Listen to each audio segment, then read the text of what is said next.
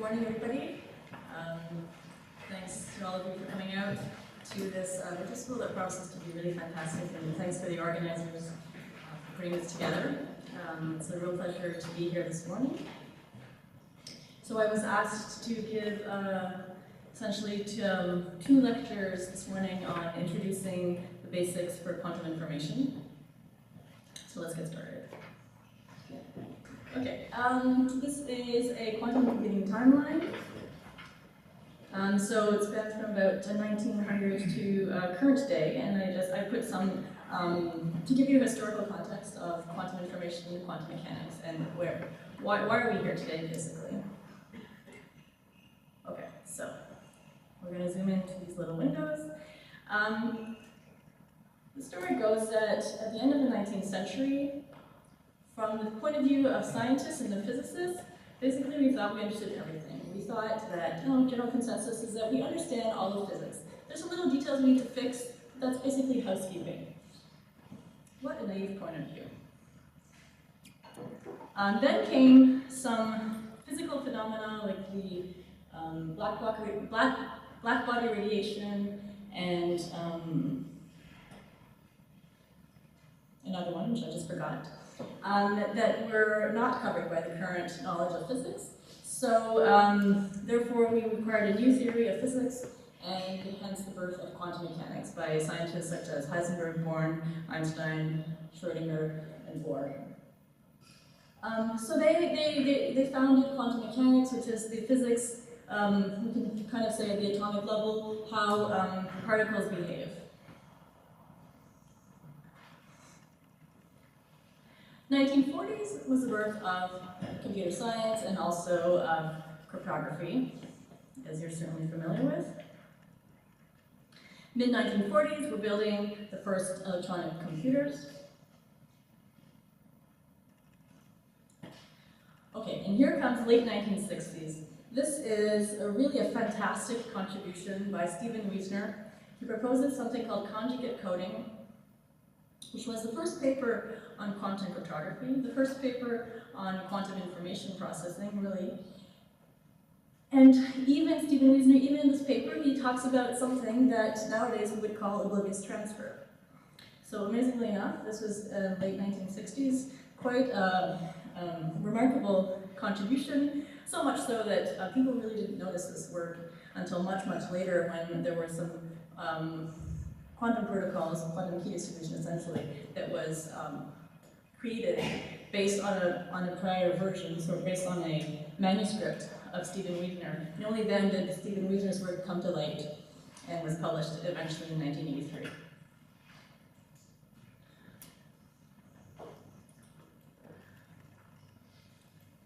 In 1982, it was the start of discussions about what a quantum computer would be.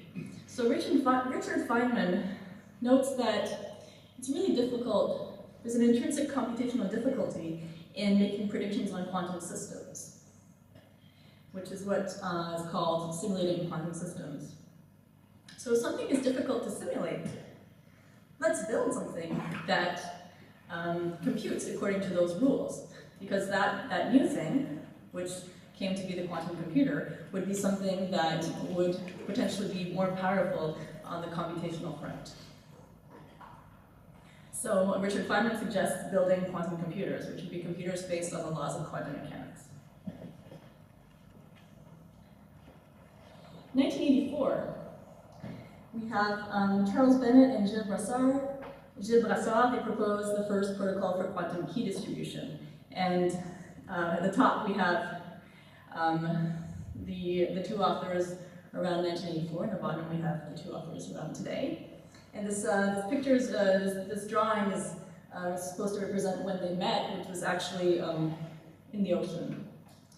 This was a coming together of two communities, Charles Bennett from the physics, Gilles Brassard from the crypto, and inspired. Charles Bennett was very much aware of the work of Stephen Wiesner on conjugate coding, and was trying to bring that to the cryptographic context. And together they were able to put their ideas together for quantum key distribution. And to this day, quantum key distribution is still the most most studied application of quantum information to cryptography.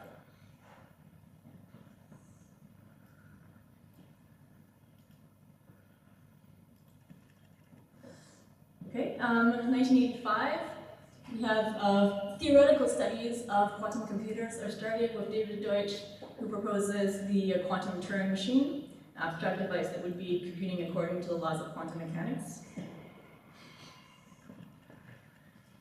1983, Charles Bennett, Gilles Boissard, Claude Crépeau, Richard Joseph, Alistair Paris, and William Wooters, they discovered teleportation, and this is a topic that we're going to see in the second lecture today that I'll be giving.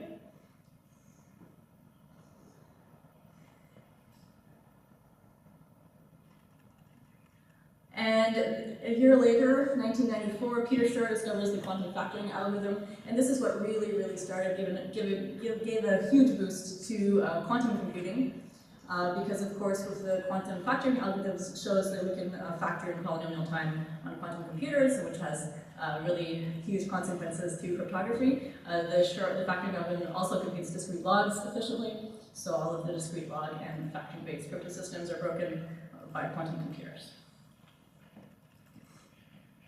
Okay, so we're going to go through some more pictures, but I want to mention that started in 1994, and after that, things happened quickly. We had lots of theoretical contributions, lots of experimental contributions, and here are just a few. So the huge interest right away was in building quantum computers, and in 1995 we had the first demonstration of a quantum logical gate by Christopher Monroe and David Weinmund. And also, a very important algorithm was discovered, Grover's search algorithm by Love Grover. And this is one of the most successful quantum algorithms still to this day. One of the main objections to the possibility of quantum computers is noise. So physical systems are unavoidably noisy, and initially, it was thought that there would be possibly no way around this noise because it's not clear that error correction techniques or fault-tolerant techniques from the classical world would carry through to the quantum world. And this was shown, this objection was refuted by the discovery of quantum error correction codes by Calderbank, Shor, sorry, there's a typo here, Peter Shor and Andrew Steen. And then there's been lots and lots of work to follow up to show that we can also compute in a way that's tolerant to errors. So theoretically, this is no longer a concern. In 2001, we had the first implementation of factoring. It was able to factor 15. Nowadays, I'm not even sure if we have much improvement over this number 15, but there's lots of different criteria to determine if the system is powerful, and we're no longer just basing on how many digits can you factor, but things like how long can your quantum memory last, how good are your quantum gates, etc. Then we saw some quantum networks being built, and commercial deployment of quantum key distribution. So this is a technology that's very mature. There are many companies that will sell you plug-and-play quantum key distribution devices. You don't require a universal quantum computer in order to do quantum key distribution.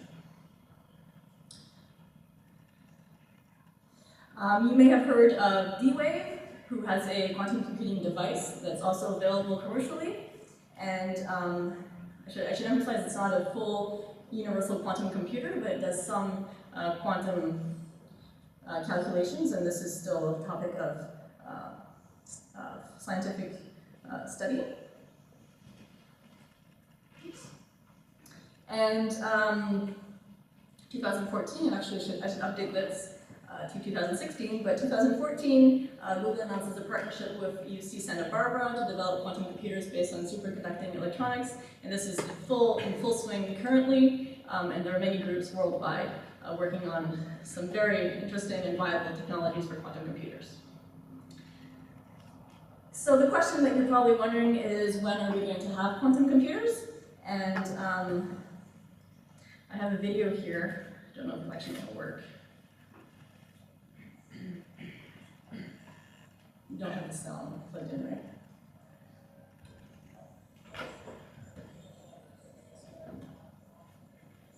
Okay, the sound doesn't work, which is just fine. So the question of this audience member is, how soon, if ever, will we have quantum computers at home? And then you had Daniel Gottesman, who's a physicist at Perimeter Institute, answering, well, basically, there's two questions here. How soon will we have a quantum computer? And how soon will we have them at home? And then he says, for quantum computers, I expect that we'll have them in 20 years, based on the fact that in 20 years I'll have forgotten how many years I said. I don't know if it's still to say that today, because there's really superconducting qubits and other technologies that seem to point to the fact that we'll have quantum computers soon, but definitely not in a home. That's, of course, a whole other idea of when will they be available locally. But maybe there's not actually a need to have quantum computers at home, because they're good at certain things, but not at everything. But what I should say is that quantum cryptography doesn't require a full quantum computer. It requires, well, there's different technologies for quantum cryptography, but basically sending photons, and that's something that we're good at already, and so it's possible to consider that we might have that at home. Okay, so that was to give you a bit of historical context. Now let's get to cryptography itself. So we'll define quantum cryptography, and actually I just realized the school is also about quantum security, which is maybe even a broader context. Quantum cryptography, we'll say, is the art and science of exploiting quantum mechanical effects in order to perform cryptographic tasks. And let me take this opportunity to advertise a survey paper that I recently wrote with Christian Schaffner. And it's a survey paper of all of quantum cryptography, so not just quantum key distribution, and it's available on the ePrint and on the archive. And it's the target audience is cryptographers who don't necessarily have any experience in quantum information. And we divided that, in writing that paper, we divided quantum cryptography into two kind of categories. So the positive aspects and or maybe like the fundamental advantages compared to classical, that is non-quantum. So I should say that when I say classical, and probably in the rest of this week, classical means as opposed to non-quantum. So know that for cryptographers, if I say classical cryptography, you might be thinking of cryptography before public key cryptography. But in the context of this school, it's going to mean anything that's non-quantum, so including public key cryptography. And then we also talk about unique limitations and challenges. So in the quantum world, what are the new concerns that we have to deal with? And to give you a little bit of a survey, and a lot of these topics we'll be exploring during the rest of the summer school. One advantage or fundamental advantage in quantum information is unclonable money, as proposed by Wiesner. Quantum key distribution. In the quantum world, if you have bit commitment, then you can use that to build a Lucas transfer. And this is a reduction that's not available in the classical world. And also another topic that I think we'll hear about later in the school, device-independent cryptography, which means that when you buy a information processing device, you don't have to, from a supplier, let's say, you don't have to trust that supplier. You're able to use quantum mechanics to simultaneously perform cryptographic tasks and certify that the device is running as you expect it to be running. And there's more, of course. In unique limitations and challenges, we have one that stands out, which is the impossibility of quantum bit commitment. So it's tempting in the quantum world to try to conjecture that quantum information gives you everything. Lots of fantastic things that you cannot do with classical information alone. But no, there's limitations, and one of them is that we cannot have, well, statistically secure bit commitment using quantum information. Quantum rewinding. So rewinding is a very common paradigm in the zero-knowledge proofs, and we have to completely revisit the technique when we're dealing with quantum information. And we'll hear a lot more about that this week. and superposition access to oracles. So even if you're dealing with a classical protocol, if you want to show that it's secure against adversaries that have potential access to a quantum computer, then there's a new class of attacks called superposition attacks that need to be dealt with. And there's lots more, of course.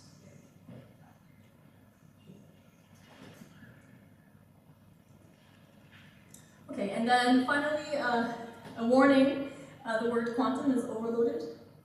So be careful when you see it in the context of, well, in many different contexts.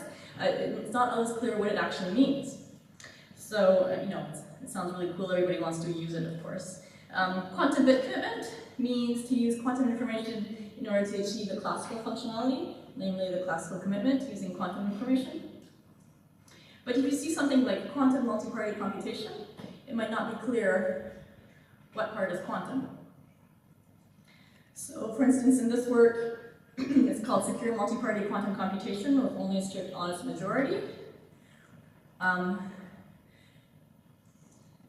We actually mean to use quantum information in order to achieve a quantum functionality. So quantum inputs, quantum outputs, quantum computations in the multi-party computation setting. Whereas in the second paper, Universally Composable Quantum Multi-Party Computation, we mean to use quantum information in order to achieve a classical functionality. So we want to use classical multi-party computation using quantum communication in order to improve the results. Okay, so any questions about the first parts? They were just a broad overview.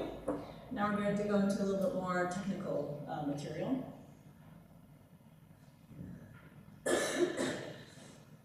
So in the rest of these lectures, I'll be introducing the simplest mathematical formalism for quantum information, and it's called the pure state formalism. The only prerequisites are linear algebra. And since this is kind of shaped in the form of a lecture, I've taken the liberty of writing learning objectives like I usually do when I'm actually teaching. So at the end of these lectures, you should be able to understand the essential technical tools of the pure state formalism for quantum information. You should appreciate quantum information at an intuitive level. So I've combined the technicalities as well as the intuitive level. So how do quantum cryptographers think about quantum information, and how can that possibly help you understand this abstract mathematical notion in terms of applying it to different contexts? And then we're also going to, you should also be able to apply the technical tools to simple applications, which we'll be discussing. Okay, this is an important warning. We're only going to talk in these two lectures about the pure state formalism, but there's actually another one that is much more elegant and expressive for quantum information.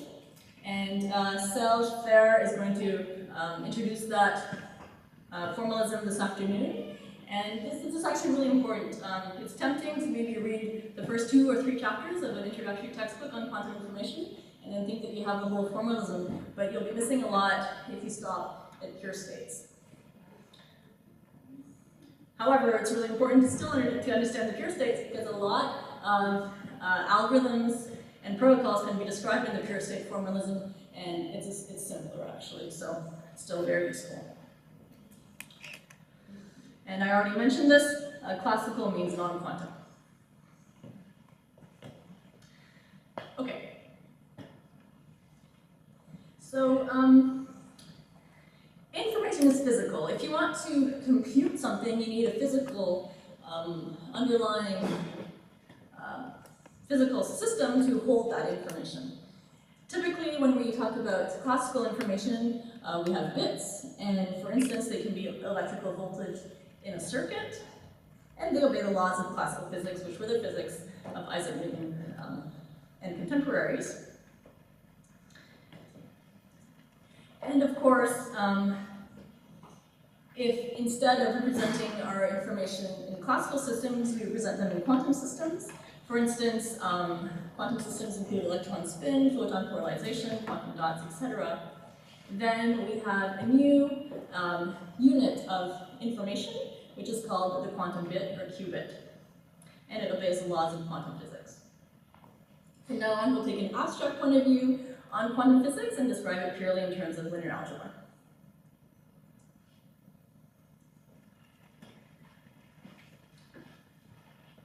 A qubit, the basic unit of information processing for quantum data,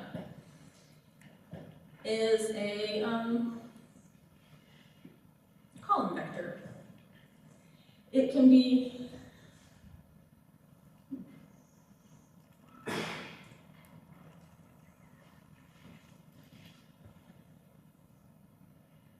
it can be 1, 0 or 0, 1. It can be other stuff too, but for now, let's talk about what are called basis states.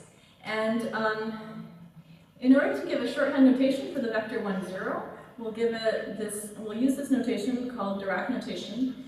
This is called a ket, and this is ket 0. This is ket 1. And yeah, this is called Dirac notation, and it's shorthand for these vectors. This is the ket, and this one here is called a bra. The reason that if you put a bra with a ket, you get a bracket, which represents the inner product. A qubit can also be in superposition, alpha 0 plus beta 1, where alpha and beta are complex numbers. And of course, that gives you the column vector alpha beta. We also have this normalization constraint that the norm of alpha squared plus the norm of beta squared should equal 1. So that represents your basic unit of quantum information, the qubit. If you have 2 qubits, mathematically, here's how you can represent the system. This is called the tensor product. And you can compute the tensor product by computing the coordinates of the resulting vector as alpha 1, alpha 2, alpha 1, beta 2, beta 1, alpha 2, and beta 1, beta 2. So for instance, if you have the 2 qubits, 0, ket 1, and ket 0 and ket 1, you want to write the tensor product. We'll abbreviate that by just removing the tensor and putting this in just a bit string, ket 0, 1.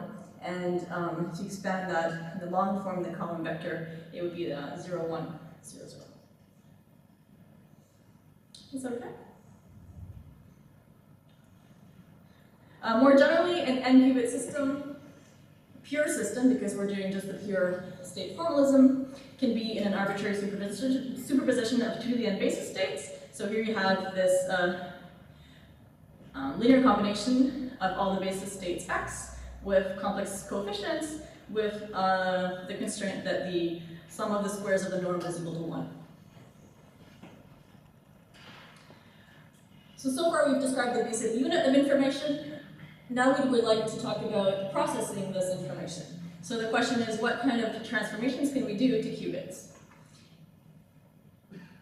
There's a postulate of quantum mechanics that says that quantum evolutions are linear. So that means that we can describe the transformations on quantum mechanics by matrix multiplication, where the matrix is going to represent the linear transformation. So then you might wonder, well, which types of linear transformations are valid quantum transformations? Does anybody have an idea? Yeah? Unitary. What's unitary transformation? Not to put you on the spot or anything. So it's the complex join has its own groups. It is. And do you know why those are the ones that are valid? Yes, exactly. So you want to be able to be sure that you map quantum states to quantum states. In other words, if you start with a norm 1 valid quantum state, you should map to another one that's also a valid quantum state. So you'll have a valid transformation if the sum of the squares of the norms is equal to 1, implies that after the transformation you still have that property. And if we define the unitaries to be the transformations that preserve Euclidean norm, in other words, they preserve this property. Another way of thinking about unitaries, and this is also sometimes taken as the definition itself, is that a matrix is unitary if and only if you take U and multiply it by U dagger. U dagger is the transpose conjugate. So you transpose, you take the complex conjugate, and then you multiply these two matrices, U to U dagger, you should get the identity. And so it's possible to prove that this property, U dagger equals identity, are exactly the matrices that preserve Euclidean norms. So these are exactly in the pure state formalism, these are the valid quantum transformations.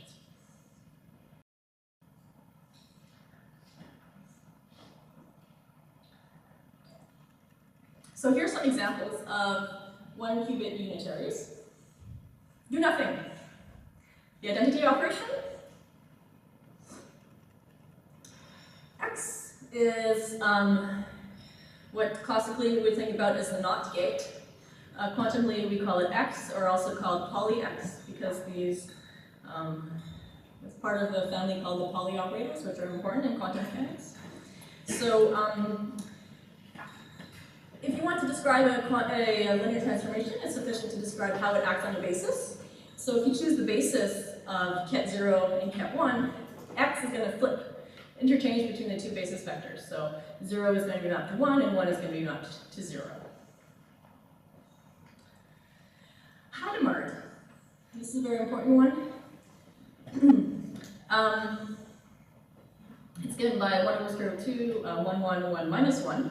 And just to get ourselves a little bit acquainted with these matrices, if you want to check that it is indeed unitary, you would compute the conjugate transpose of Hadamard, which is actually itself in this case, do the multiplication, and then you would get identity. So indeed, this is a valid quantum transformation.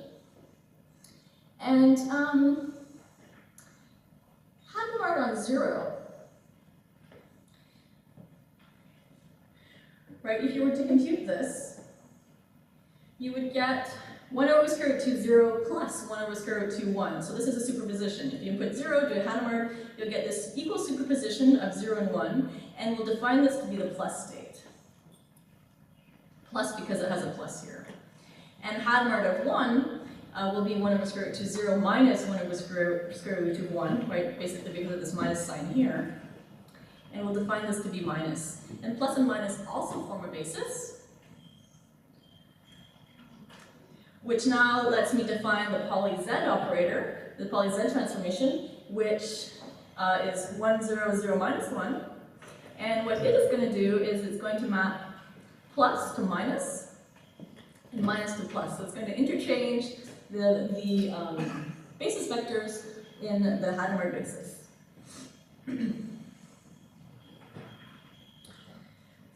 The poly-Z is a special case of a more general type of single qubit unitaries called the phase shift. So here we have on the diagonal 1 and e to the I theta. And it's possible to check that the phase shift is also a unitary operation. And what it does is it maps 0 to 0, it's unchanged, right, because of this first column here. The first column is 1, 0. And however, it maps 1, ket 1, to e to the I theta, ket 1. And here we see something that is a little bit unfortunate in the pure state formalism, is that actually qubits are a equivalency class. So actually, if we talk about a single qubit, it's equivalent to a bunch of other single qubits, meaning that there are other qubits that are equivalent. This is called a global phase. It's a coefficient in front of the entire quantum state, and in the pure state formalism, we can ignore it. It's irrelevant. So in other words, e to the I theta 1 we define to be equal to ket 1. However, if you were to apply this rotation on the state plus, then you will get what's called a relative phase. So 1 is unchanged, right? You can even see the action of r theta plus by linearity based on these computations that we just did previously. And so you get this phase in front of 1, but in this case, this is a global phase. In a relative phase, it's not possible to bring it to the front, and it is relevant. It does define a different state. And in the density matrix formalism, all these problems kind of disappear, and you don't have this funny ambiguity with global phase.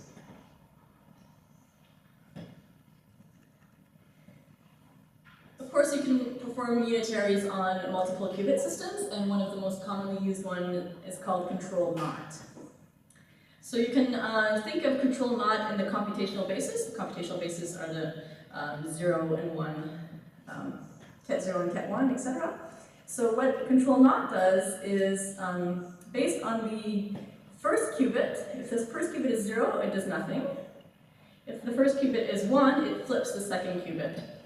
So 1, 0 is mapped to 1, 1, and 1, 1 is mapped to 1, 0. And this is the matrix representation of control not. We can create multiple qubit unitaries by taking the tensor product of single qubit unitaries. So for instance, if you had a 2-qubit system and you did x on each qubit, we'll describe that as x tensor x. And this time this tensor is the matrix tensor product, which is defined as, well, you take the initial matrix, so 0, 1, 1, 0, and then you'll get, each time that I put x in these square brackets, I mean actually write down a whole new copy of the x matrix. So you get a 4x4 matrix. This submatrix here, this 0, 0, 0, 0, is coming from this term here. This 0, 1, 1, 0 submatrix is coming from this term here, etc.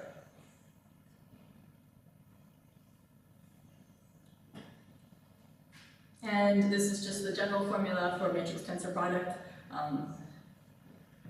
Probably not important that you know the details right now, but that it, of course it exists and this works out nicely.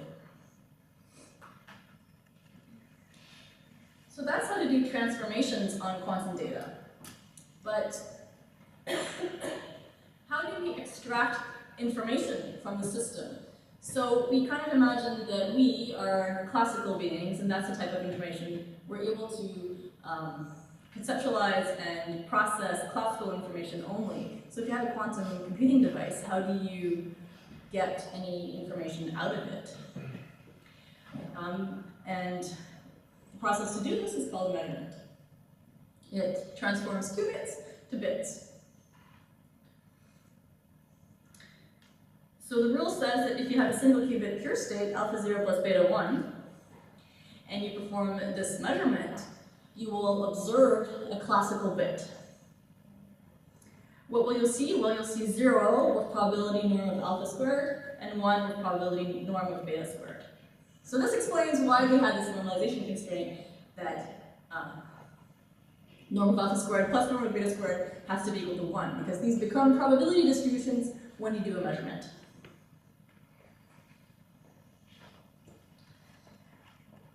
Okay, so some very important comments to make at this point is that measuring a quantum system will not in general give a complete description of the state.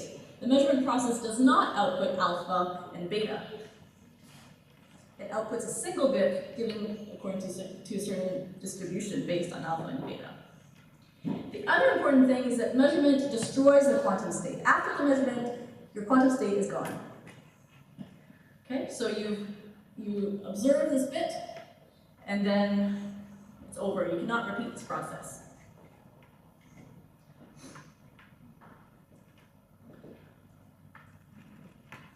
Okay, so for instance, if you measured a computational basis state like 0, well, the outcome will be deterministic because in this case alpha is equal to 1, so you will always observe 0.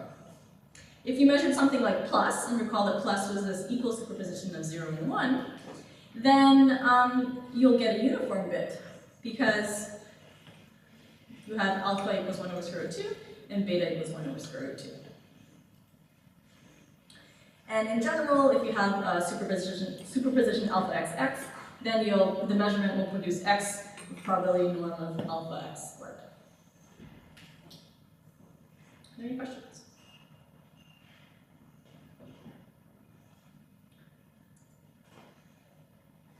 Okay, and there are some other more general things we could say about measurements. One of them is partial measurements, so it's possible to measure part of a system, get some classical output, and then still have some quantum in the system remaining, and we'll talk about that shortly. And also, measurements are not always restricted to just the computational basis. Here we've described it in terms of the computational basis, but I'll give you a brief introduction to bases, other measurements in different bases later. So in summary, there are two things we can do to qubits. We can do unitary operations. Recall that U is unitary if U dag is equal to the identity. And this equation here tells us that actually U is invertible. And furthermore, the inverse of U is U dag. So the unitary operations are reversible operations. If you've done it, you can undo it necessarily. And then the other operations are the measurements. And these are inherently not reversible because the measurement destroys your quantum state. So it's really interesting how in quantum information processing we have this, these two processes that are very different, the reversibility and the non-reversibility, and our quantum algorithms, quantum protocols exploit these in very subtle ways. Okay, and I think I've already given you this warning, but just to make sure, the density matrix formalism allows you other types of operations. So you have a kind of like a middle ground between reversibility and non-reversibility when you talk about the density matrix formalism. Okay, so to get our hands dirty and thinking about these quantum systems, here's a problem, an example problem. Suppose you're getting one of the following two states, either plus or minus. Oh, there's a typo here. This should be 1. This is ket 0, 1 over square root 2 ket 0 plus 1 over square root 2 ket 1, and same thing here. But you're not told which one you're given. The question is, how can you determine which one you have?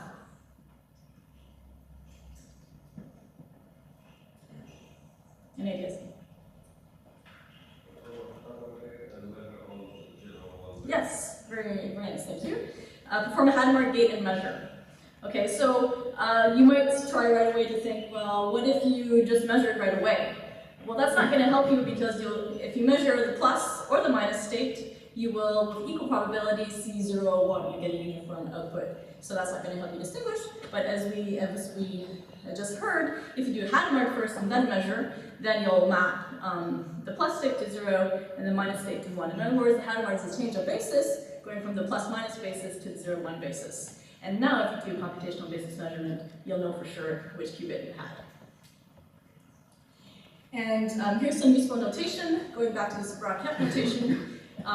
Observe that if you take the inner product of 0 with a state ket psi, where ket psi is alpha 0 plus beta 1, then you can expand this as well, the inner product of 0 with alpha 0 plus beta 1.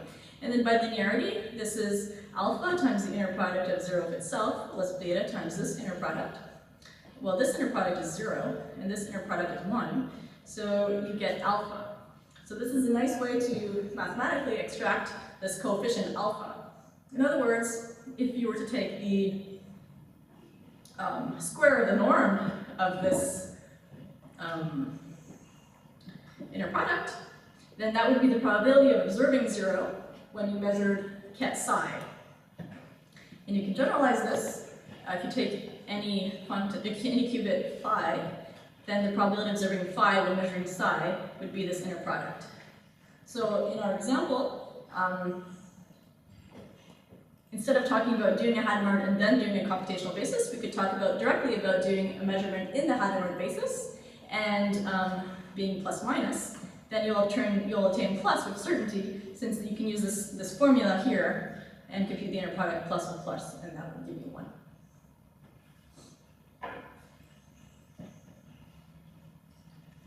Okay, so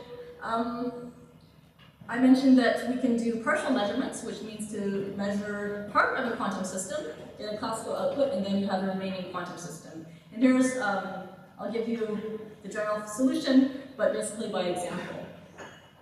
So suppose you have a 2-qubit state, a half ket 0, 0 minus I over 2 ket 1, 0 plus 1 over square root 2 ket 1, 1. The question is, what happens if you measure the first qubit only?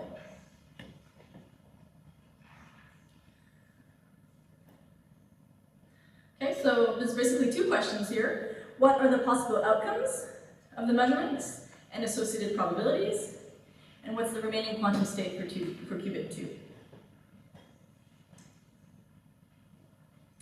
So we can write, so the general procedure to do this is to write your quantum state as a superposition of 0, tensor product some state phi 0, plus 1 tensor product some state phi 1.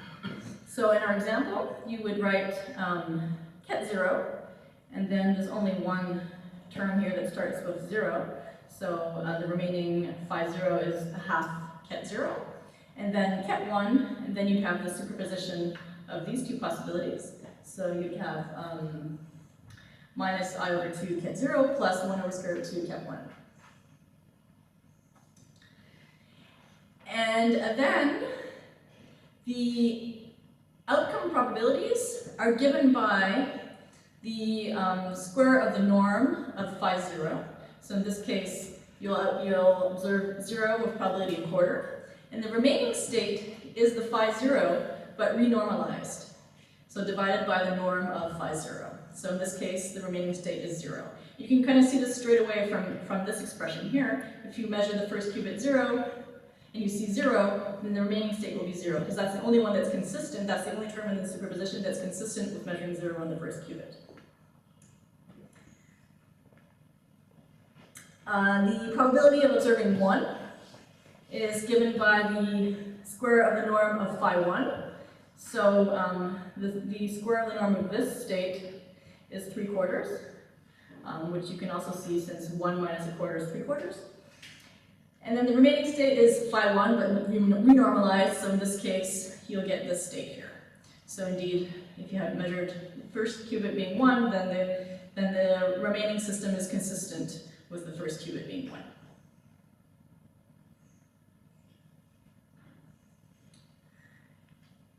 Okay, so I told you that we do the mathematics and also the intuition that is useful on how do we think about these things.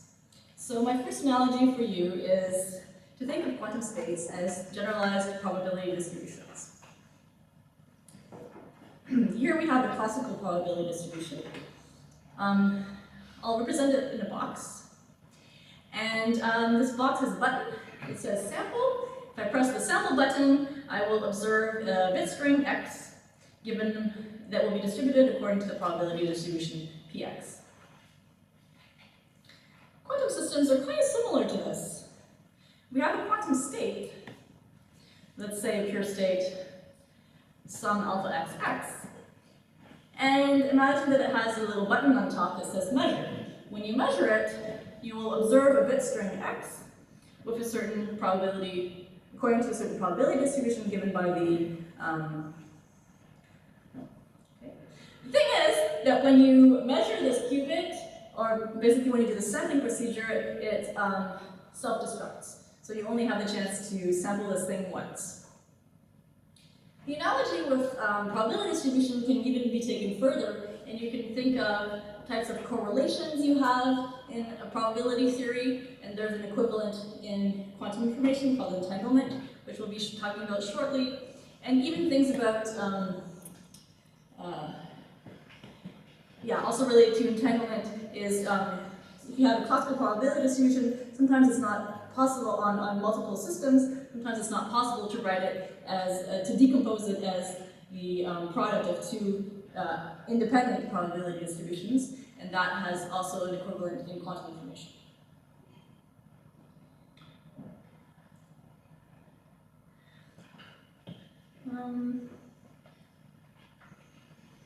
How much time left?